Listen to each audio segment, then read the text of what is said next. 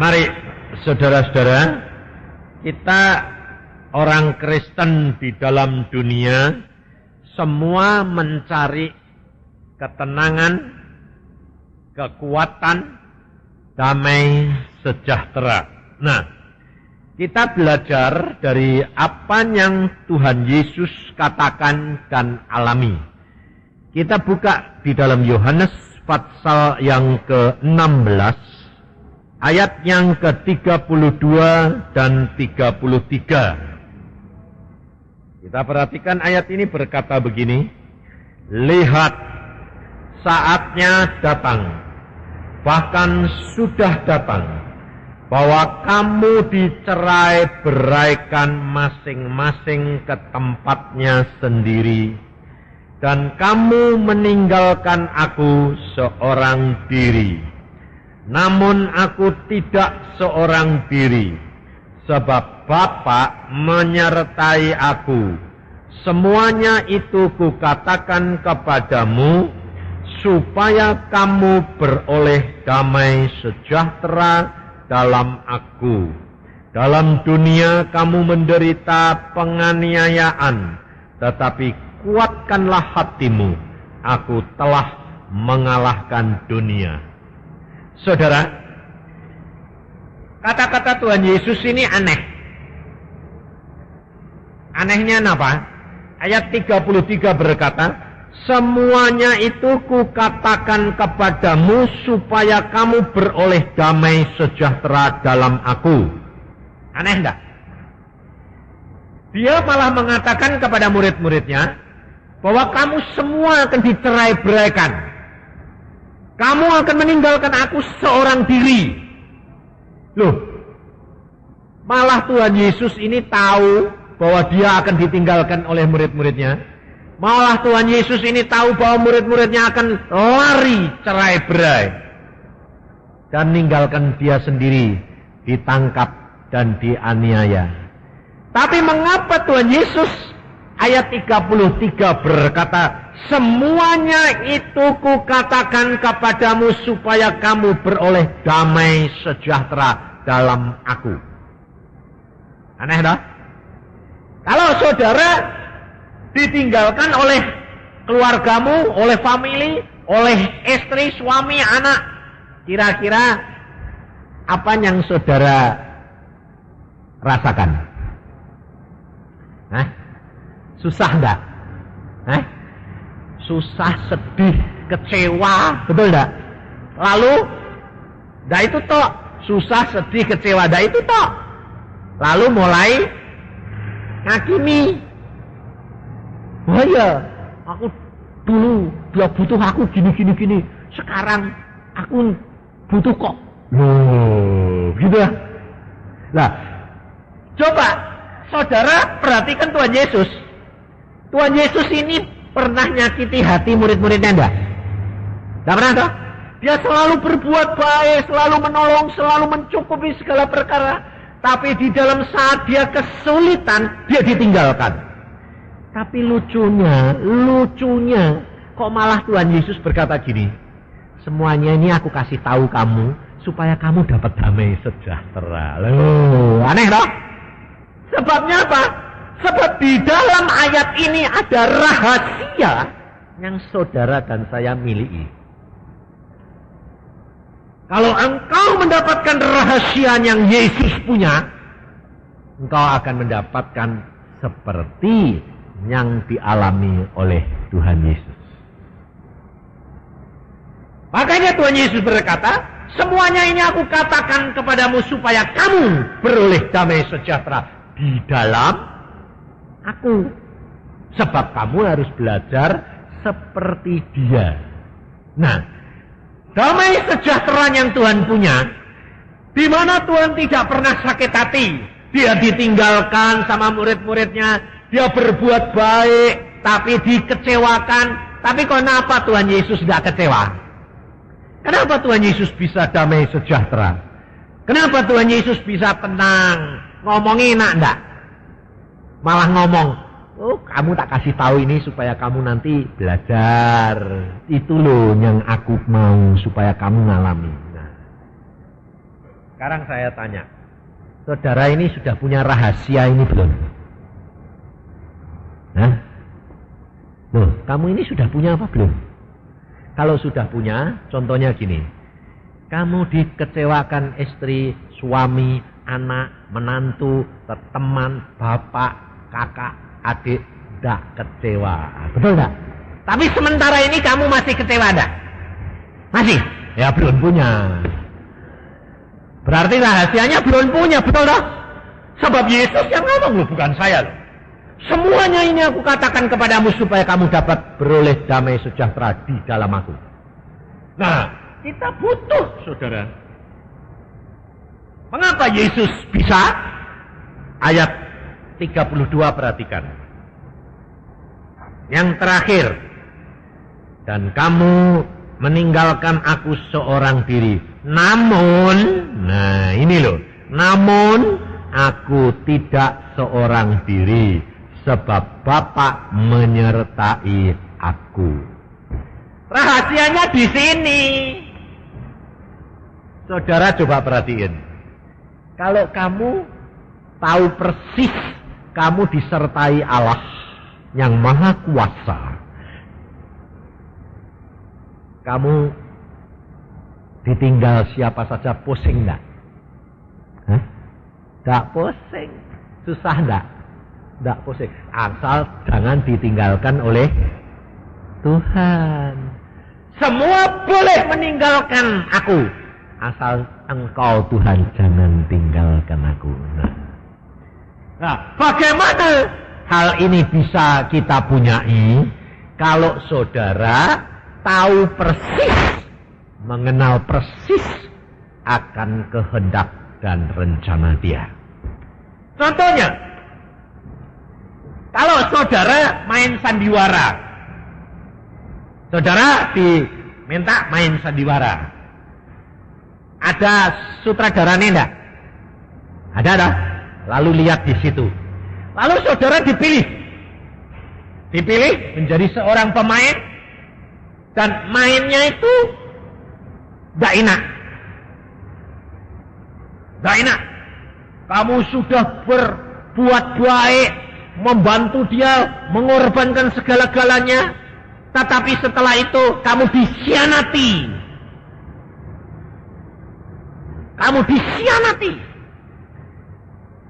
Tapi kamu tahu, ini cuma sandiwara. Kamu mainnya kelihatannya kecewa, tapi hatimu kecewa enggak? Kenapa kok enggak? Karena kamu tahu itu memang peran saya, betul enggak? Memang kamu harus berperan kayak gitu. Sudah main kayak nangis sungguh, kecewa sungguh, tapi bar ketawa enggak? Hah? Kamu bilang apa? Wis bar, lalu dikeploki, wah hebat mainmu. Tapi dia bar ketawa-ketawa enggak? Kok kayak sungguh-sungguh sih? Nangis sungguh. Lah ya, kok bisa nangis sungguh apa? Lah mataku tak kasih berambang kok. Nah, loh bener enggak? Apakah tangisannya itu air matanya yang lihat orang yang lihat nangisnya drojos kabeh itu? Padahal ini kepedesan kena berambang. Loh. Hati ini tetap senang, tetap tenang atau susah? Saudara tahu kenapa Tuhan Yesus bisa tenang? Sebab Yesus tahu ini semua harus dilakukan karena Bapaknya yang nyuruh. Ngerti saudara? Kalau engkau dan saya mengenal Allahmu seperti Yesus, saya jamin engkau tidak akan kecewa. Engkau akan mendapatkan apa yang Yesus pernah katakan ini. Engkau akan mempunyai damai sejahtera di dalam aku. Dan kau tidak kecewa. Kenapa? Karena penderitaan. Karena ditinggalkan murid. Karena mereka bercerai-berai. Karena Yesus tahu mereka dalam ketakutan. Yesus tahu mereka meninggalkan dia. Cuma sementara. Kalau nanti Yesus sudah bangkit, muridnya kumpul lagi enggak? Lalu murid-muridnya setia enggak? Dia mati mau untuk Yesus, betul enggak? Lah, kenapa Yesus bisa tenang? Kenapa Yesus ditinggalkan enggak kecewa? Sebab dia tahu rencananya Bapak ditinggal dulu, sebab mereka belum mengerti. Habis itu nanti mereka setia, sebab harus melalui begitu. Mereka nanti membayar harganya yang Yesus sudah bayar untuk mereka. Seorang ibu, kalau dia diberitahu anakmu bakal gini, biarin, enggak apa-apa, nanti jadinya gini, rela enggak? Tenang enggak? Hah? Loh, seorang ibu dikasih tahu sama Tuhan, anakmu habis itu nanti sakit. Sakitnya gini, parah. Tapi kalau nanti sudah sembuh, malah tulinya sembuh. Lalu anaknya benar-benar sakit, parah. Mamanya tenang atau malah ribut? Tenang sebab apa? Melalui penyakit itu nanti panas sampai ke parah, nanti tulinya buka. Loh, seneng enggak? Malah diharap-harap kon cepet sakit enggak? Hah? Iya toh? Sebabnya apa? Tahu bahwa bakal membawa kesembuhan. Saudara yakin enggak kalau rencana Allah ke dalam hidupmu akan membawa kebaikan? Hah? Amin. Lah kok bingung gue? Kok nangis? Kok khawatir? Kok takut? Berarti kamu kurang percaya toh? Hah? Lah iya, makanya itu belajar. Saya tidak pernah pusing, saudara. Kalau menghadapi apa-apa dengan istri, dengan anak saya tinggal berdoa. Tuhan, aku tahu rencanamu baik. Tuhan bilang, kamu percaya toh? Percaya. Adek mati piye? Yes ben no. Wong mati ya untung kok. Aku untung terus kok. Betul enggak? Sebabnya apa? Yesus sudah berkata di dalam ayat 33 akhir. Dalam dunia kamu menderita penganiayaan, tetapi kuatkanlah hatimu. Aku telah mengalahkan dunia. Ini ayat ini pegangan saudara dan saya. Di dalam dunia kamu menderita apa? Penganiayaan. Nah, yang dimaksudkan oleh Tuhan penderitaan penganiayaan itu apa? Jangan saudara pikir gini, ya wong memangnya Tuhan sudah ngomong gitu, jadi aku kekurangan. Ya logis lah. Terus kalau dagangku, aku dulu tidak percaya, sekarang merosot jadi bangkrut. Ya logis bodoh. Tidak itu maksudnya Tuhan. Coba lihat di dalam apa yang Petrus berkata, apa yang surat Petrus katakan. Lihat di dalam suratnya Rasul Petrus, 1 Petrus pasal 4 ayat yang ke-12 sampai 16. Saudara-saudara yang kekasih, janganlah kamu heran akan nyala api siksaan yang datang kepadamu sebagai ujian. Loh, saudara tahu dah Alkitab sudah ngomong apa? Ujian. Lah kamu ini mau lulus dah? Mau? Lah kalau mau, ya jangan grogi. Orang kalau ujian belum sudah ketakutan, bingung, panik, bisa buat soalnya dah. Nah bisa dong. Lah kamu sudah tahu bahwa ini ujian. Lah kok kamu bingung kenapa? Dan Tuhan sudah berkata, kamu tidak akan dicobai lebih dari kekuatanmu. Lah kok kowe bingung tuh buat apa? Mamanya kamu tahu-tahu dapat sakit kanker. Lah sih mbok bingungnya apa? Wong Tuhan ya tahu itu ujiannya kowe diukur cukup. Lah kok kowe bingung kenapa? Ya jangan bingung. Apapun. Oh, aku dikasih ujian ini. Oh, Tuhan sudah tahu aku pasti kuat kok. Tidak kuat sih. ya mati paling-paling, ya toh. Ada mati untung enggak? Untung apa nih? Mati untung. Kok bingung? Untung terus kok. Itu mbok susah ya kok coba. Lah kalau kamu susah berarti kamu enggak percaya. Wong Yesus tuh aneh. Permulaan sudah dikasih tahu. Akhir dikasih tahu. Jalannya kayak apa? Masa bodoh toh? Jatuh bangun, enggak apa-apa toh. Wong seandainya mati yo, ya untung. Lah piye? Ada ruginya kok. Kok saudara bingung tuh piye coba? Padahal Yesus sudah berkata, di dalam perjalanan permulaan sama akhir, kalau kamu sayang nyawa, kamu bakal kehilangan nyawa. Kalau kamu tidak sayang nyawa, kamu dapat nyawa. Jadi harusnya piye? Nyerah. Wes sasukamu Tuhan, mbok geblok-gebloke ya ben, mbok banting-banting ya ben, bobrok ya ben, mati untung. Lho ya. Lho ben tuh enak toh. Susah apa toh? Jadi orang Kristen sing bikin susah itu apa? Ini loh ini. Pikiranmu sing bikin susah. Kenapa? Nanti tek ngene piye? Lah belum tentu jadi kok piye. Wong akhirnya ya untung, permulaannya ya untung, penak. Sebab Alkitab Petrus sendiri bisa ngomong gini, Petrus ngalami, saudara.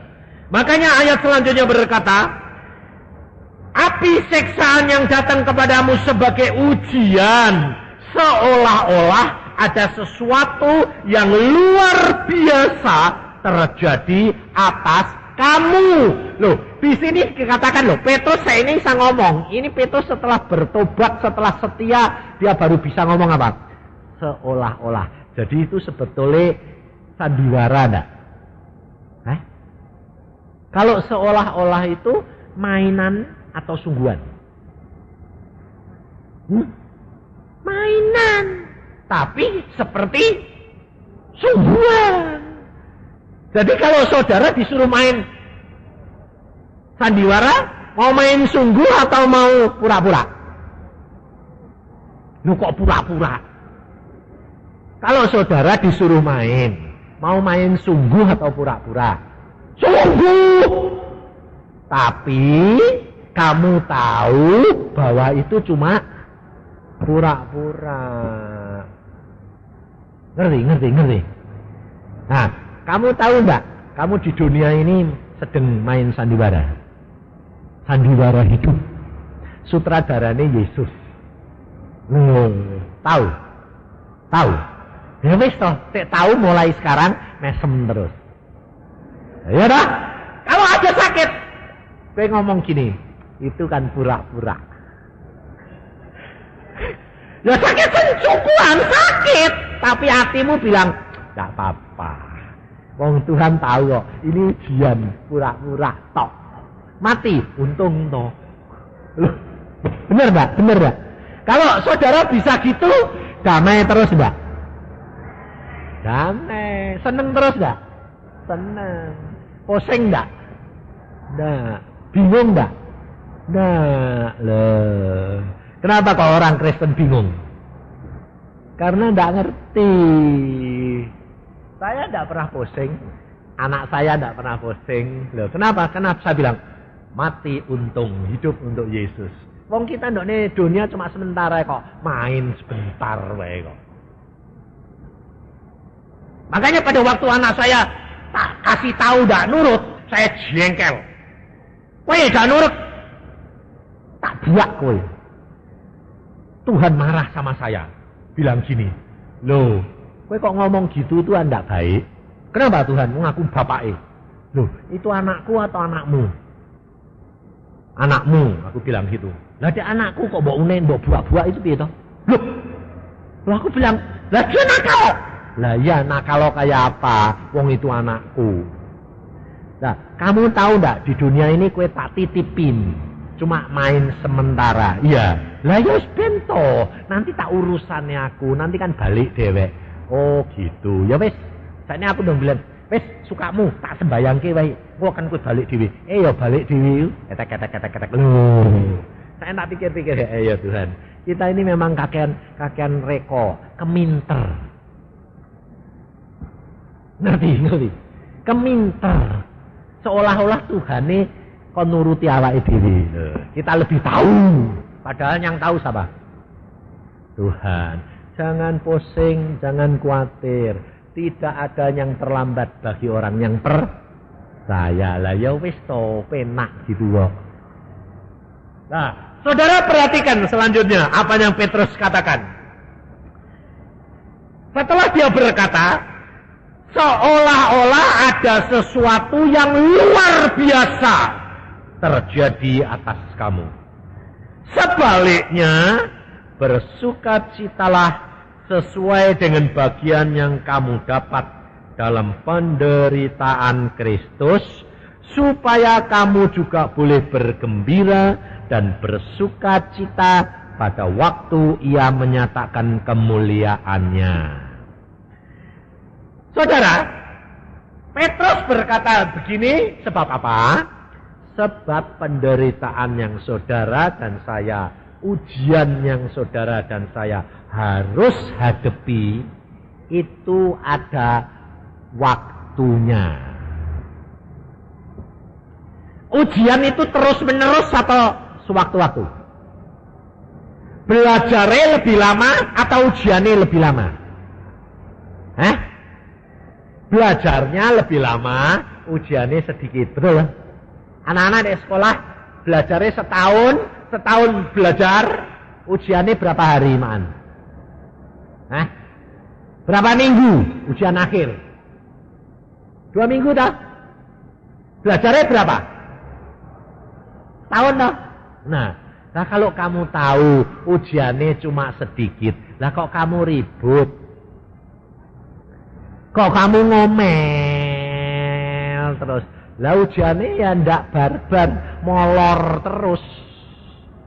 Diuji gagal, diuji gagal, diuji gagal, diuji gagal. Dikasih kesempatan ujian, ngomel jatuh lagi, ujian lagi, ngomel jatuh lagi. Lah ya ndak muda kelas loh, betul lah. Iya dah. Lah itu kamu. Wong tahu gitu kok. Kamu harusnya berapa? Oh, ini ujian, harusnya bersuka cita. Nah, sekarang apa yang dikatakan Petrus? Bahwa penderitaan bagianmu yang harus kamu tanggung itu yang mana? Ini, ayat 14. Berbahagialah kamu jika kamu dinista oleh karena nama Kristus. Sebab roh kemuliaan, yaitu roh Allah, ada padamu. Ini yang saudara dan saya dapat bagian. Nah, kata-kata Tuhan Yesus di dalam Matius pasal 5 yang dikatakan oleh Petrus ini di dalam ayat 14, Tuhan Yesus berkata di dalam Matius pasal 5, kita perhatikan ayat yang ke-11 dan 12. Berbahagialah kamu jika karena aku kamu dicela dan dianiaya dan kepadamu difitnahkan segala yang jahat. Bersukacita dan bergembiralah karena upahmu besar di surga.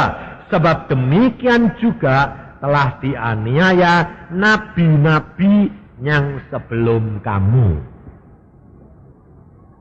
Jadi saudara, yang dimaksud oleh Tuhan Yesus, kalau kamu ditinggalkan oleh orang-orang saudara, famili, suami, istri, karena kebenaran firman, jangan kecewa. Itu harus ditanggung dengan penuh sukacita. Karena upahmu besar. Ujiannya bakal lulus.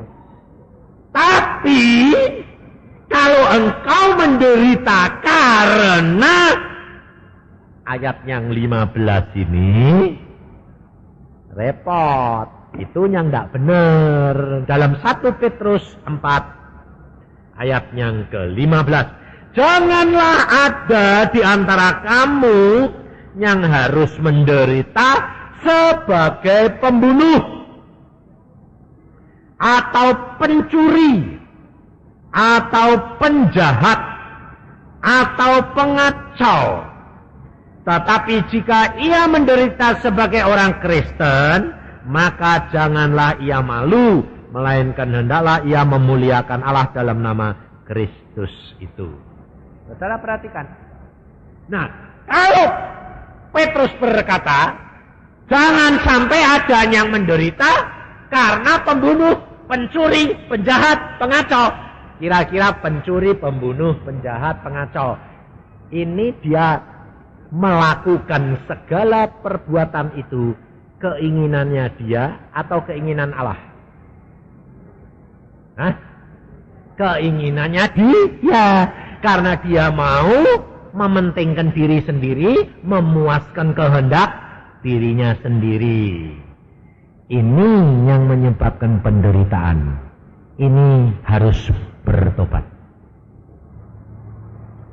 Sebab kita kerap kali penderitaan bukan karena Kristus, tetapi karena kita mau memuaskan kehendak hati kita sendiri. Kita menderita karena kita mau menuruti hawa nafsu sendiri. Ini yang Petrus berkata, jangan sampai kamu mengalami penderitaan ini. Tetapi kalau engkau menderita karena engkau membaca firman, karena engkau melakukan firman, karena kebenaran, karena nama Yesus, karena engkau benar, jangan takut. Allah akan membela engkau. Dan itu ujian. Engkau pasti diberkati. Ini loh saudara. Maka dari itu kita menjadi orang Kristen. Sebetulnya Tuhan itu sudah membekali. Membekali. Tapi kerap kali orang Kristen bingung. Bingungnya apa?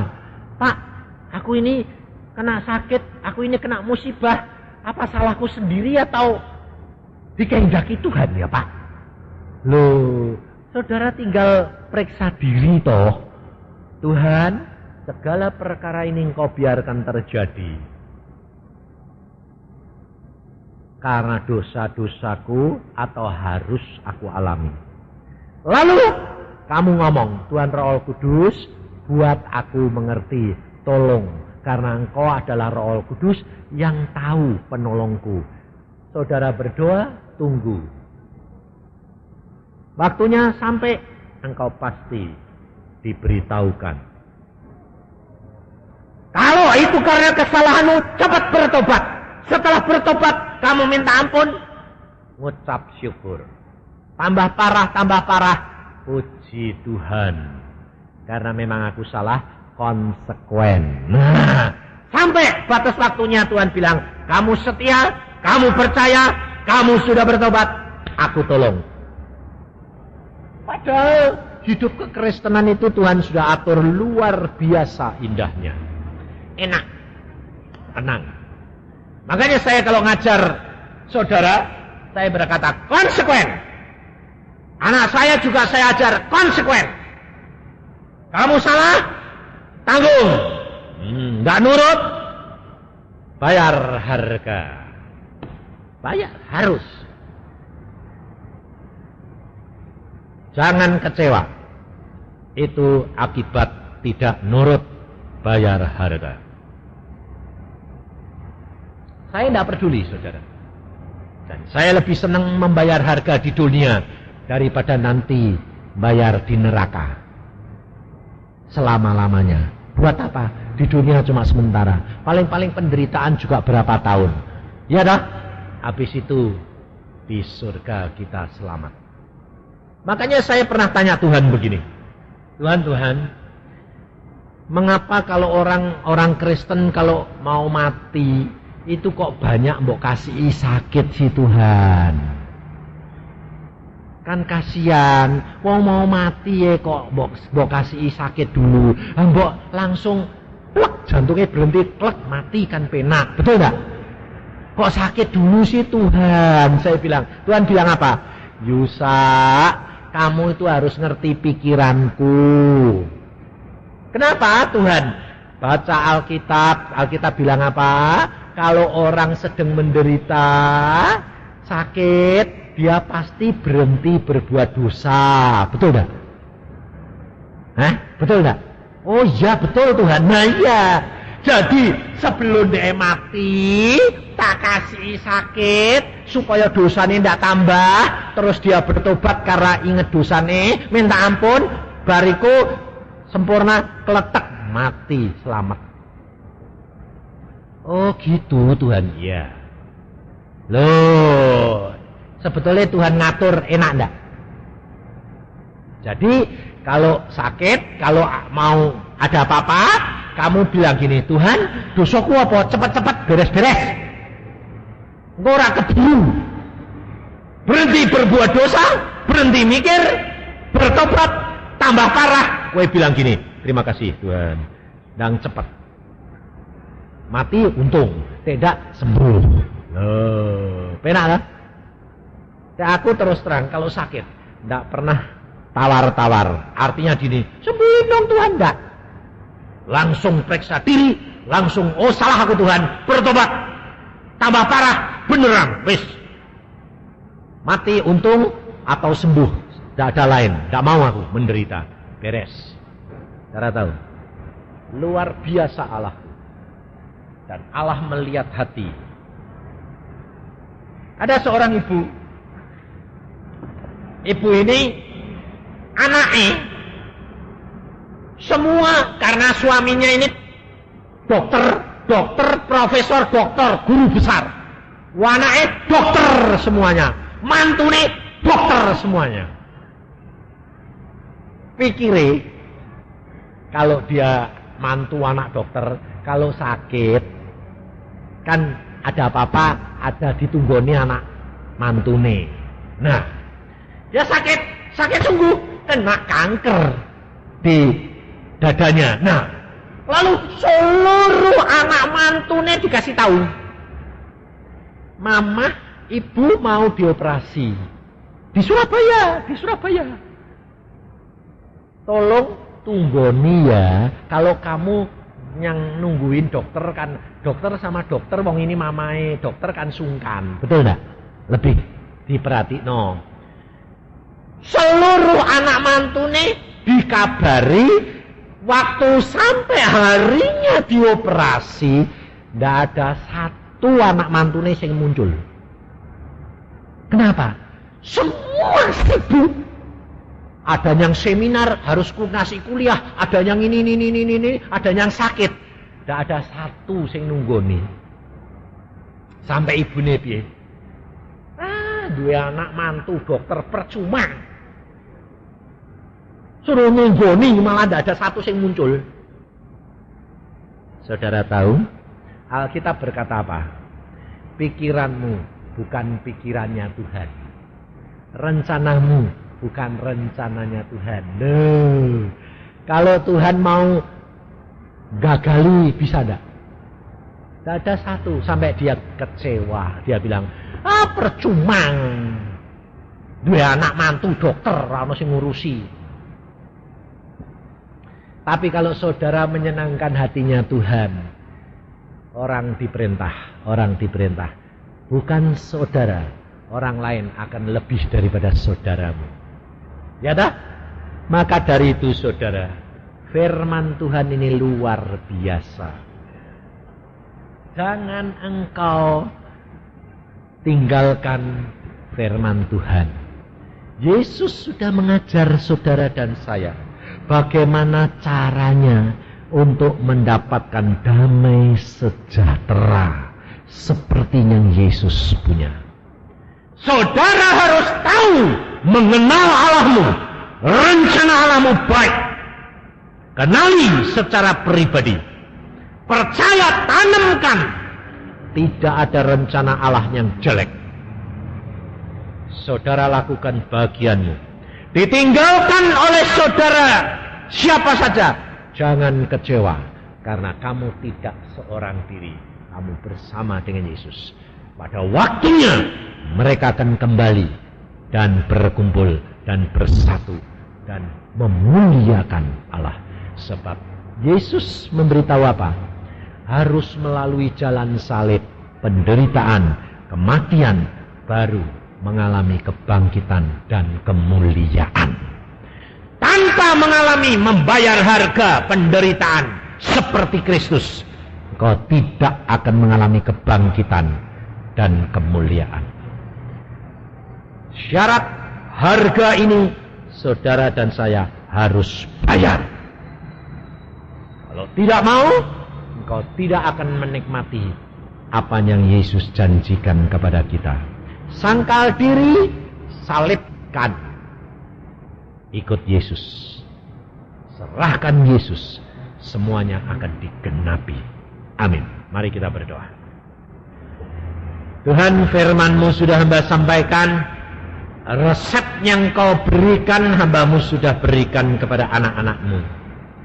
Sekarang tinggal anak-anak-Mu bagaimana dia mengeterapkannya di dalam hidupnya masing-masing. Tuhan, Kau tahu bahwa semua perkara ini harus terjadi. Engkau sudah mengukur, Engkau sudah merencanakan dalam hidup kami masing-masing. Saudara, Tuhan mengatakan, cepat bertobat, jangan menyalahkan Tuhan. Jangan mengatakan, mengapa ini semua Tuhan? Kenapa Engkau rencanakan bagiku?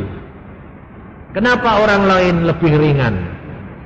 Cepat bertobat, karena saudara tidak akan mendapatkan kekuatan dan kemenangan kalau engkau tidak penuh penyerahan diri dan bersukacita dan bersyukur, karena Allah merencanakan yang terbaik dalam hidup kita masing-masing.